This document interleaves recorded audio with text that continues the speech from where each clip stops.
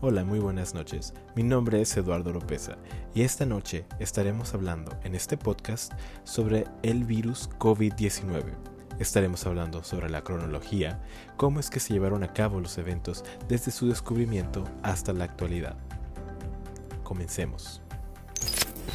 El 31 de diciembre de 2019, justo antes de acabar el año, se reporta en el centro de China, en Wuhan, una enfermedad misteriosa que se desconocía hasta el momento. El 1 de enero de 2020, las autoridades de Wuhan, China, deciden cerrar los mercados de mariscos debido a que se cree que aquí es donde se origina este sospechoso virus.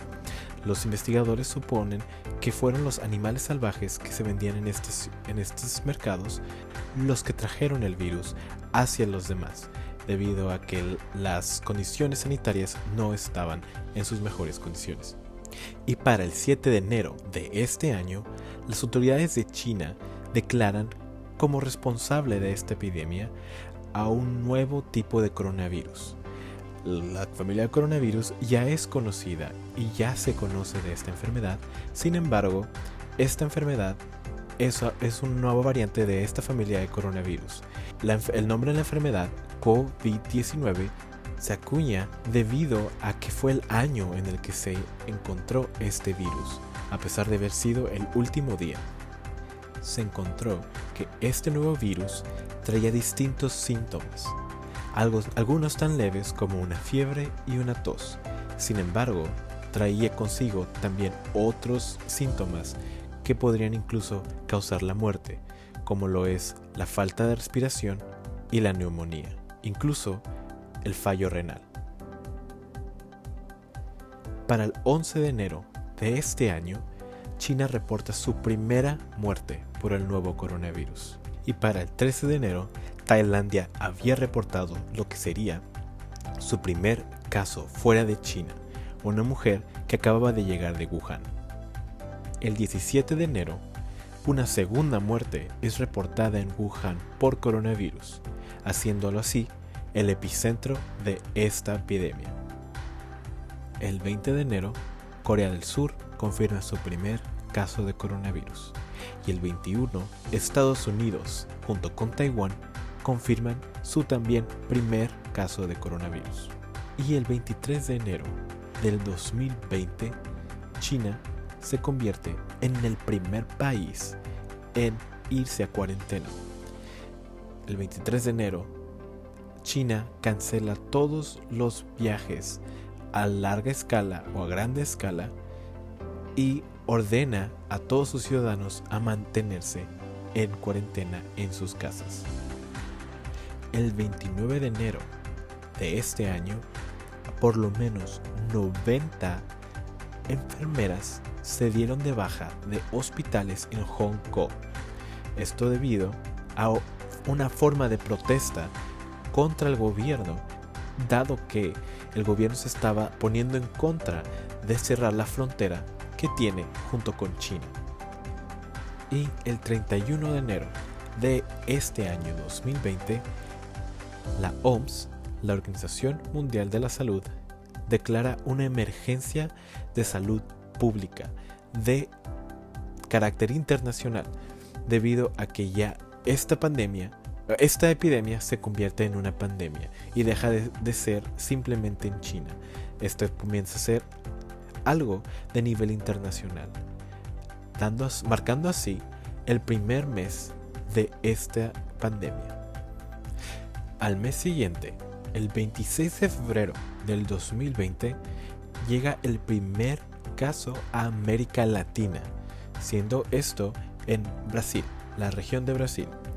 2 semanas tras identificar a este paciente, los casos de Brasil empezaron a surgir a un ritmo incluso más acelerado del que se había notado en Italia. 2 días después, el 28 de febrero del 2020, se confirmó el primer caso de coronavirus aquí en México. López-Gatell, el subsecretario de Salud, mencionó en una conferencia de prensa que un hombre de unos 35 años había dado positivo a la prueba reactiva y durante la madrugada de ese mismo 28 de febrero se realizó la prueba de confirmación por parte del Laboratorio Nacional de Referencia. Fue hasta las 6 de la mañana que se confirmó que dicha persona dio positivo a la prueba de COVID-19. Se dice que el hombre se contagió ya que había viajado a Bérgamo, Italia, y al regresar a territorio mexicano comenzó a sentir los síntomas de este coronavirus. Este virus se caracteriza por afectar principalmente a las vías respiratorias, haciendo así a la gente con problemas respiratorios, personas con condiciones preexistentes, personas con diabetes, personas con obesidad e incluso personas de la tercera edad vulnerables a una muerte por coronavirus. Y así es como el 18 de marzo de este año se registra la primera muerte en México. Se trataba de un hombre de mediana edad, de 41 años, que padecía ya con diabetes. Y al entrevistar a su esposa, ella dijo que cree que su esposo se contagió de este virus desde el día 3 de marzo, ya que él había acudido a un concierto en el Palacio de los Deportes en la Ciudad de México. Para este entonces ya se habían declarado medidas preventivas para el coronavirus. Sin embargo, para este punto todavía no se había declarado una cuarentena a nivel nacional.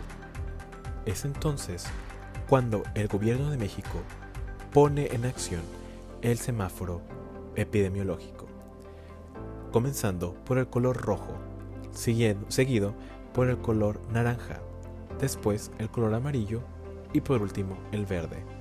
El semáforo rojo indica que no se puede salir y es necesario estar en completa cuarentena y evitar el contacto con otras personas.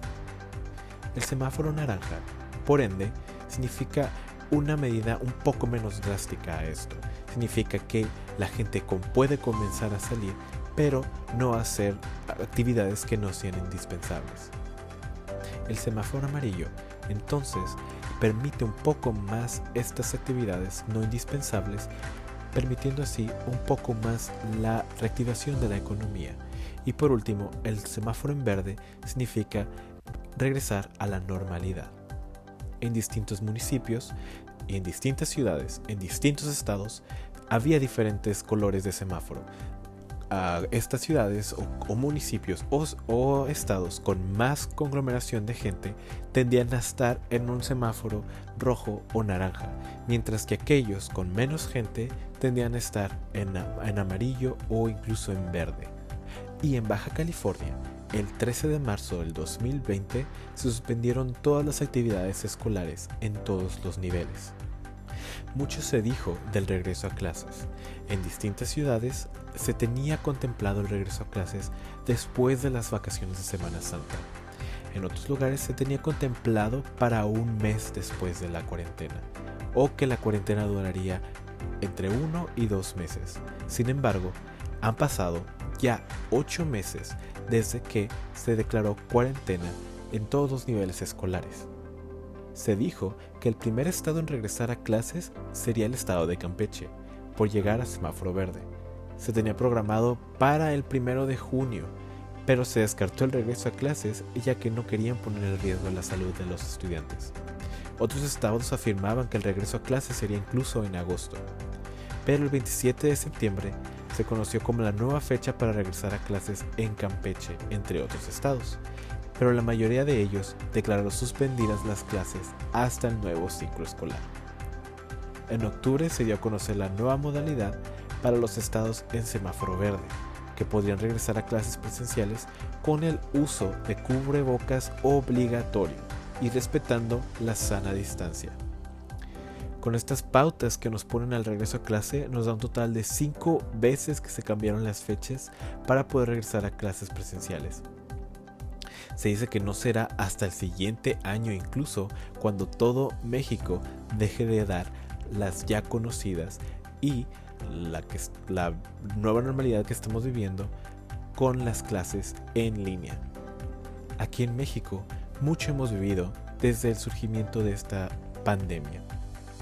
Desde el personaje animado su sana distancia, que nos permitió llevar esta pandemia un poco más con humor e incluso aligerar la situación y hacer que recordemos el distanciamiento social, tanto como el escarmiento social como fue los covidiotas. Aquí en México, mucho se dice de esta pandemia. Sin embargo, desafortunadamente, hasta el día de hoy no se conoce una fecha estimada para cuando todo regrese a la normalidad. Muchas gracias por escuchar este podcast. Mi nombre es Eduardo Oropesa. Espero que tengan una buena noche. Hasta luego.